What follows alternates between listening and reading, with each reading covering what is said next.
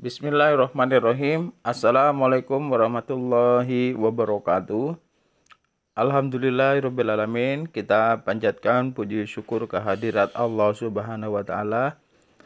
Karena pada pagi hari ini anak-anakku sekalian yang berada di rumah semua, kita tetap dalam limpahan nikmat dari Allah Subhanahu wa Ta'ala, sehingga kita dalam keadaan sehat ya. Tetap anak-anakku di rumah menjaga kesehatan dengan tetap menerapkan protokol kesehatan. Meskipun di rumah tetap banyak cuci tangan, hand sanitizer, kemudian makan makanan yang bergizi, kemudian tetap belajar tentunya. Nah, biasanya kali ini kita akan belajar di sekolah dengan model tatap muka ya, metode tatap muka.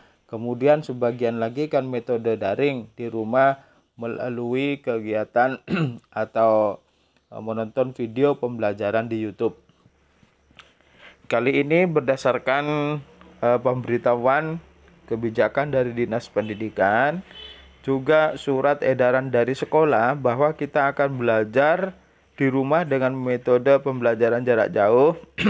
Kita akan menggunakan sekali waktu Google Meet, berjumpa langsung di dunia maya. Kemudian kita juga akan menggunakan AZ Screen seperti ini. Kemudian tugas-tugas anak-anak sekalian, nanti jika memang ada tugas akan diumumkan untuk dikumpulkan di Google Classroom. Jangan khawatir ya. Nah, anak-anakku sekalian di rumah yang semangat tetap belajar, bahwa kali ini kita akan belajar tentang interaksi orang-orang yang ada di pasar ya. Kalau ada di buku, silakan dibuka buku tema 3 halaman 58. Kalian cermati gambar transaksi yang ada di pasar ya, yang ada di pasar. Coba kalian amati dengan seksama kegiatan orang-orang yang ada di pasar. Di situ ada penjual, ada pembeli, ada barang yang dijual, ada aktivitas tawar-menawar ya. Dan kebanyakan di pasar itu memang ibu-ibu ya yang datang berbelanja. Di gambar itu malah tidak ada bapak-bapak yang belanja, semuanya ibu-ibu. Nah, anak-anakku sekalian, dari gambar tersebut, berdasarkan gambar yang kamu amati, ini saya perbesar. Kemudian kamu lakukan kegiatan sebagai berikut ya.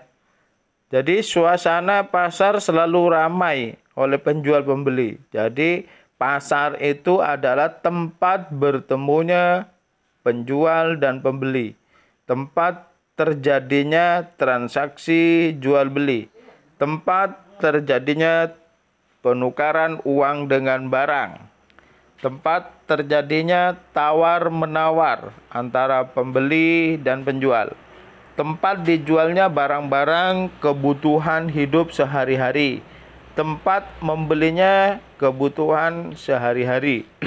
Nah, jelas bahwa pasar itu adalah untuk memenuhi kebutuhan sehari-hari. Di situ ada pedagang mencari nafkah, menjual barangnya, dagangannya.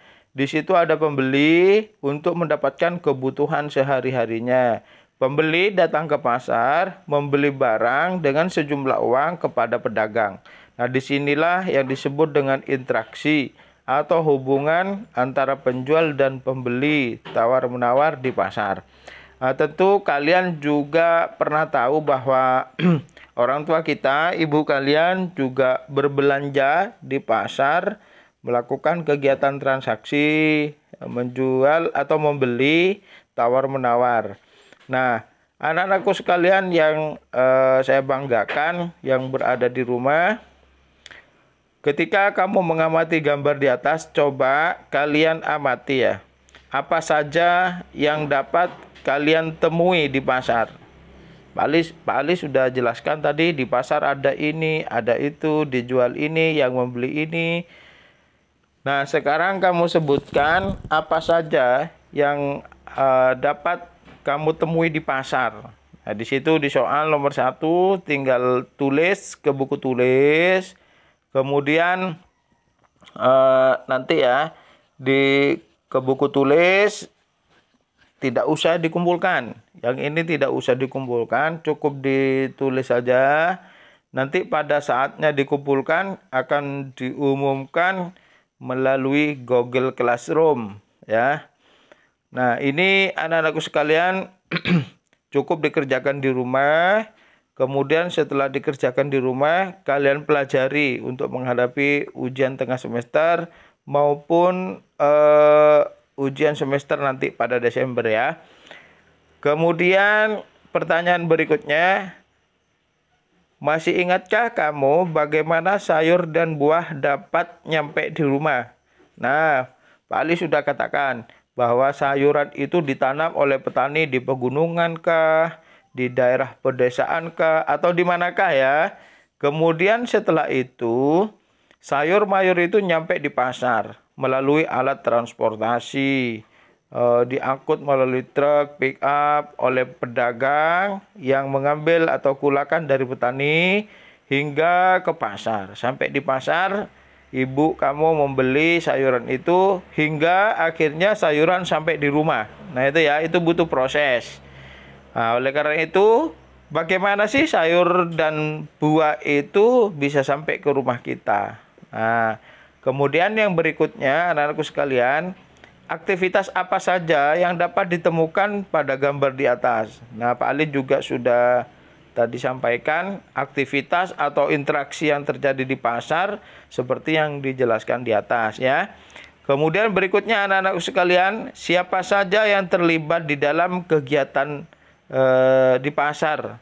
Nah, siapa saja yang ada di pasar? Tadi juga dijelaskan bagaimana orang itu menjual, bagaimana orang membeli. Nah, siapa yang terlibat dalam kegiatan atau aktivitas di pasar? Nah, terakhir anak-anakku sekalian silakan buat tabel seperti tabel berikut ya. Berdasarkan pengamatan kamu terhadap gambar ya, gambar kegiatan di pasar. Misalnya, Pak Ali contohkan jenis aktivitas. Aktivitas yang pertama adalah orang menjual sayur, menjual buah. Pelakunya siapa? Penjual. Kemudian ada orang membeli sayur, menawar. Pelakunya siapa? Itu pembeli. Nah, saya kira itu contoh yang bisa diberikan Pak Ali. Nah, selanjutnya kamu di rumah mengerjakan itu ya, transaksi kegiatan di pasar. Jadi cukup belajarnya demikian ini.